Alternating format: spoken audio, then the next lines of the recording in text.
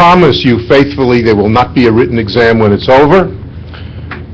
I'll tell you that I've learned a lot in the years I've been coming to Steve's convention. Unfortunately, our brother Tom Genova couldn't be here. At the last minute, he had some family problems at home, and he called Steve to cancel it, and Steve asked me if I would do the introductions and be sort of a guide through today's presentation. I must tell you, you all were very cooperative during the auction, better than I expected. Steve and I were discussing this by email for a couple of weeks, and I had reservations, but I'm grateful that you all brought money. That's the important part. In talking to Steve, he is pretty happy with the results of this morning, and if he's motivated, he'll tell you something about his plans for next year. So Steve, why don't you come up and start the show?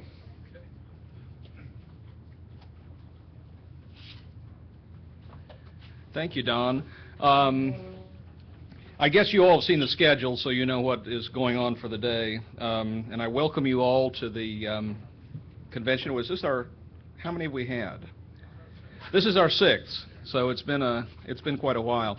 And I think they get better every year, and I think you'll find the presentations today are excellent. Before we get started, as you probably know, we have lost in the last year 2 collectors. Denise Osseman from Belgium, who was here at last year's convention, and you may remember his wonderful replicas that he made, died unexpectedly in England at a convention a couple of weeks ago. And of course, Dave Johnson, who we all know and loved and really miss. He was at every convention, and when anybody mentions early TV collection, Dave Johnson's name is the first that comes to the list. So I'd like to have a moment of silence to remember these 2 fine gentlemen.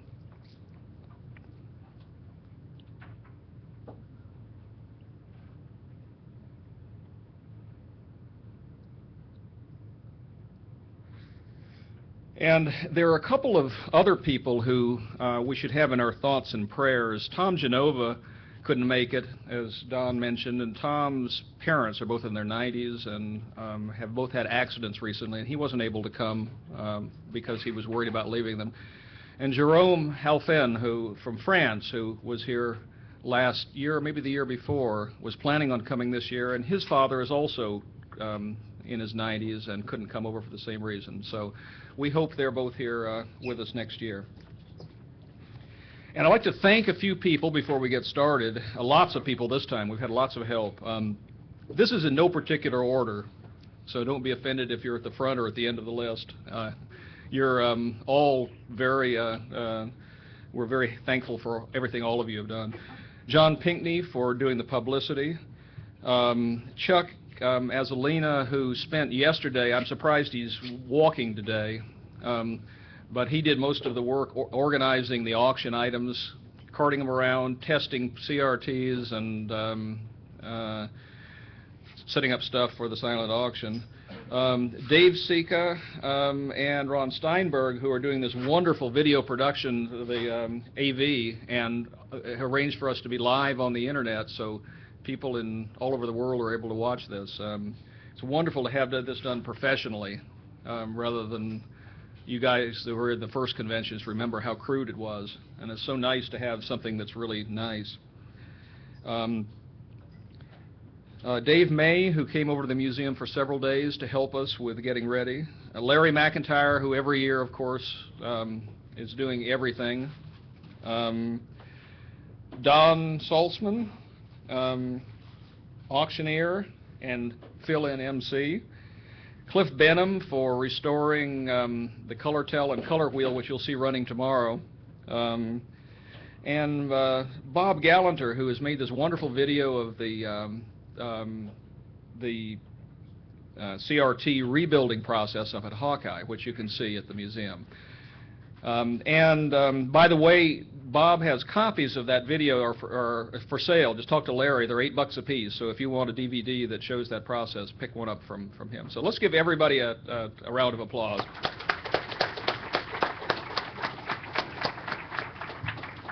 Finally, I want to make my usual pitch for donations. We can always use money. As you know, the museum is a nonprofit foundation, and we depend upon donations to keep it going and to increase our collection. So if you're able and you feel like it, leave us some money. We'll take checks or PayPal or cash or whatever you want. So I'll now turn it over to Don, and he can introduce our first speaker. I want to donate my high school sweetheart. I don't use her anymore. You can have her for the museum. She's old enough to be an antique by now, as I am. But I just have to say this to you, and I think I mention it every year when I have a chance. The collecting is a sickness that we all have. It's a benign sickness. You all want more and you do more, but I have never found a group of collectors like this that are willing to help fellow collectors, whether it's sharing information, sharing parts. It's a wonderful group, and I'm proud to be part of it.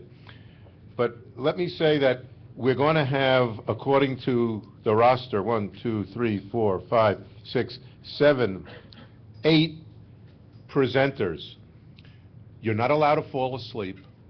You have to stay awake, and you're going to learn something. There are people on our list that you've seen before and heard before. What I'm going to do is, number 1 on the list is Al Germond, who's going to talk about the evolution and development of television in France. 1928 to the present time, the French had their own system, I believe, and they sort of ran alone. Al's background is radio broadcasting. He's a multi-station owner of AM, FM stations. And my God, he's got more degrees than I've got age, and I'm an old guy. So, Al, come on up and do your stuff.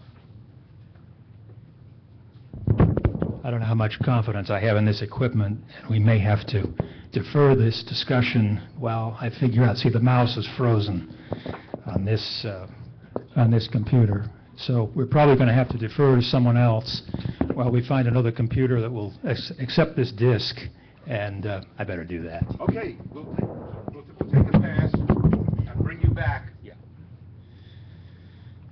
Now, next on our list is a name most of you know, Chuck Pharis. Mike is here. Chuck, where are you? Right here. I see you, Chuck. You all know Chuck's reputation for taking cameras off live shoots and putting them in his display. He's got what he claims is the world's largest collection of cameras, and we won't give him credit for that unless we see them all working. So, Chuck, come on up. We know you collect everything for remote telecasting, and share your brain with us. All right, give me a couple of minutes here, and we'll cross my fingers that my computer will work in this system. Steve stepped on it. So, give me a few minutes. We'll see what we While got. we wait for Chuck, Yeah, go ahead, please. you all want to sing Row, Row, Row Your Boat? 101 bottles of You're on, well, you drank them all, so don't give me that below me. All right, cross our fingers. Oh, And then I don't have to reboot. Chuck is going to work. All right. Chuck is also known as the keeper of the Indian head. And you've all seen those. All of you that were working in television on the early days.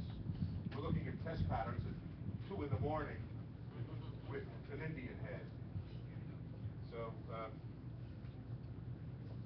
Come on. Ah! Success. Okie doke. got to see it here too. Just a moment. We got it. Okay, welcome. My talk today, and let me go backwards here and freeze on where I want to freeze. My talk today is going to be on the history of television remote trucks from 1939 up to high definition, and I'm going to specialize on the RCA TJ48 that, there we go.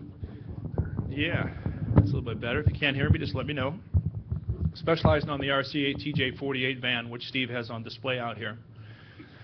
Back in 1939, RCA built a couple of trucks that used iconoscope cameras, and they were displayed at the World's Fair. And I've got a lot of pictures on here, so I'm just going to go through these as quickly as I possibly can. But here's a typical iconoscope camera from that era. Some of these are a little bit small, sorry about that, but that's all I had. And this is similar to what they used at the World's Fair. I just like this picture. So a little kid made himself a camera and someone sent it to me, and I just thought it's kind of cute, something that I would have done when I was a kid. And one of the iconoscope cameras from the BBC. This one I wish I had in my collection. I don't, if anybody finds one of these or sees one of these, let me know, because that's one that I don't have. It's a ray gun. Here's an early radio truck from the 1920s that I thought was kind of fun to look at. Okay, here we go. This is the RCA TJ48 remote truck. This is the prototype. This is the first one that they ever made. It was built in 1947. It had, let's see if my mouse works here. Oh, it does, great. It had 3 RCA TK30 cameras in it, and had a roof mount, very strong, would hold 1 to 2 cameras. And here's a gentleman with the camera. And interesting, back in 1947 and 48, the TK30 was made with or without a viewfinder. And this guy doesn't have a viewfinder. I don't know who in the world would have one without a viewfinder, but there it is.